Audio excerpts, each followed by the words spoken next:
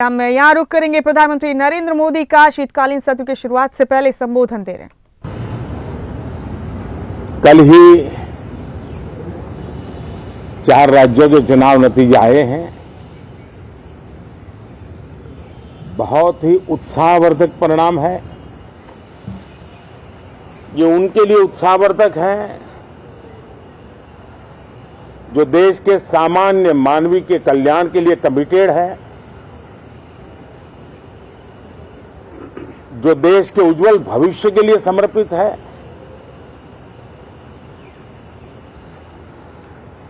विशेषकर सभी समाजों की, सभी समूहों की, शहर और गांव की महिलाएं, सभी समाज के, सभी समूह के, गांव और शहर के युवा, हर समुदाय के, समाज के किसान और मेरे देश के गरीब, ये 4 ऐसी महत्वपूर्ण जातियां हैं जिनका एम्पावरमेंट, उनके भविष्य को सुनिश्चित करने वाली ठोस योजनाएं और लास्ट माइल डिलीवरी,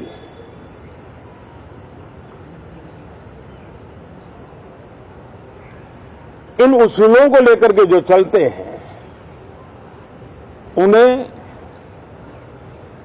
भरपूर समर्थन मिलता है। और जब गुड गवर्नेंस होता है, पूर्णतया जनहित के लिए समर्पण होता है, तो एंटी इनकम्बेंसी ये शब्द इरेलेवेंट हो जाता है। और हम लगातार ये देख रहे हैं, कोई इसको प्रो इनकम्बेंसी कहे, कोई इसे गुड गवर्नेंस कहे, कोई इसे ट्रांसपेरेंसी कहे, कोई उसे राष्ट्रहित की, जनहित की ठोस योजनाएं कहें, लेकिन ये लगातार अनुभव आ रहा है। और इतने उत्तम जनादेश के बाद आज हम संसद के इस नए मंदिर में मिल रहे हैं। इस संसद भवन के नए परिसर का उद्घाटन हुआ, तब तो एक छोटा सा सत्र था, ऐतिहासिक निर्णय हुआ था, लेकिन इस बार लंबे समय तक इस सदन में कार्य करने का अवसर मिलेगा। नया सदन है, छोटी मोटी अभी भी शायद व्यवस्थाओं में कुछ कमियां महसूस हो सकती हैं। जब लगातार काम चलेगा, सांसदों और विजिटर्स को भी, मीडिया के लोगों को भी ध्यान में आएगा कि इसको जरा अगर ठीक कर लिया जाए तो अच्छा होगा। और मुझे विश्वास है कि आदरणीय उपराष्ट्रपति जी और आदरणीय स्पीकर महोदय के नेतृत्व में उन चीजों की तरफ पूरी तरह निगरानी है। और आपसे भी मैं कहूंगा, कोई चीज ऐसी छोटी मोटी आपके ध्यान में आए तो जरूर आप ध्यान आकर्षित करना, क्योंकि ये चीजें जब बनती हैं तो आवश्यकता के अनुसार बदलाव की भी जरूरत होती है। देश ने नकारात्मकता को नकारा है। मैं लगातार सत्र के प्रारंभ में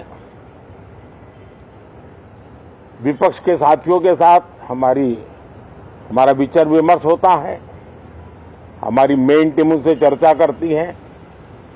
मिलकर के भी सबके सहयोग के लिए हम हमेशा प्रार्थना करते हैं, आग्रह करते हैं। इस बार भी इस प्रकार की सारी प्रक्रियाएं कर ली गई हैं।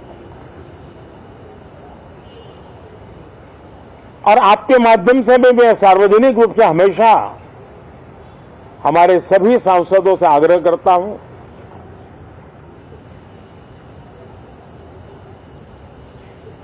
लोकतंत्र का ये मंदिर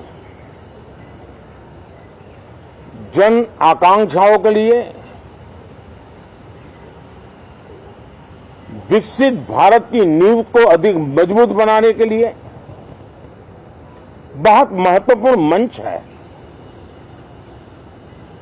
मैं सभी माननीय सांसदों से आग्रह कर रहा हूं कि वो ज्यादा से ज्यादा तैयारी करके आएं। सदन में जो भी बिल रखे जाए उस पर गहन चर्चा हो, उत्तम से उत्तम सुझाव आए और उन सुझावों के द्वारा, क्योंकि जब एक सांसद सुझाव देता है तो जमीनी अनुभव का उसमें बहुत ही उत्तम तत्व होता है, लेकिन अगर चर्चा ही नहीं होती है तो देश उससे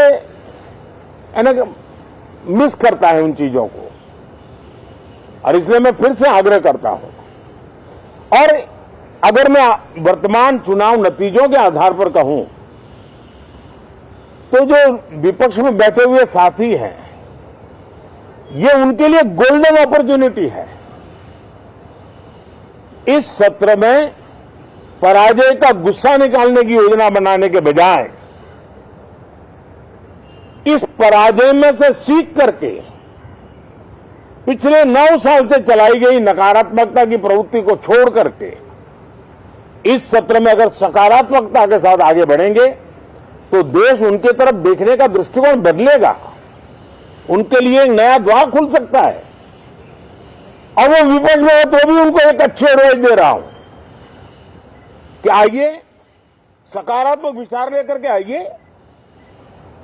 अगर हम 10 कदम चलते तो आप 12 कदम करके फैसला लेकर के आइए। हर किसी का भविष्य उज्जवल है, निराश होने की जरूरत नहीं है, लेकिन कृपा करके बाहर के पराजय का गुस्सा सदन में मत उतारना। हताशा निराशा होगी, आपके साथियों को आपका दम दिखाने के लिए कुछ न कुछ करना भी पड़ेगा, लेकिन कम से कम लोकतंत्र के इस मंदिर को वो मंच मत बनाइए। और अभी भी मैं कहता हूं, मैं मेरे लंबे अनुभव के आधार पर कहता हूं कि थोड़ा सा अपना रुख बदलिए, विरोध के लिए विरोध का तरीका छोड़िए, देश हित में सकारात्मक चीजों का साथ दीजिए, अच्छी उसमें जो कमियां हो उसकी डिबेट कीजिए।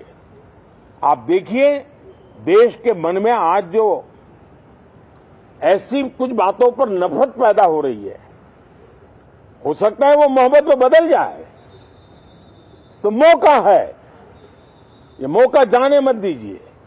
और इसलिए हर बार मैं करबद्ध प्रार्थना करता रहा हूं कि सदन में सहयोग दीजिए। आज मैं राजनीतिक दृष्टिकोण से भी कहना चाहता हूं कि आपका भी भला इसमें है कि आप देश को सकारात्मकता का संदेश दें, आपकी छवि नफरत की और नकारात्मकता की बने, वो लोकतंत्र के लिए अच्छा नहीं है। लोकतंत्र में विपक्ष भी इतना ही महत्वपूर्ण है, उतना ही मूल्यवान है और उतना ही सामर्थ्यवान भी होना चाहिए। और लोकतंत्र की भलाई के लिए मैं फिर से एक बार अपनी ये भावना को प्रकट करता हूं। 2047 अब देश विकसित होने के लक्ष्य में लंबा इंतजार करना नहीं चाहता।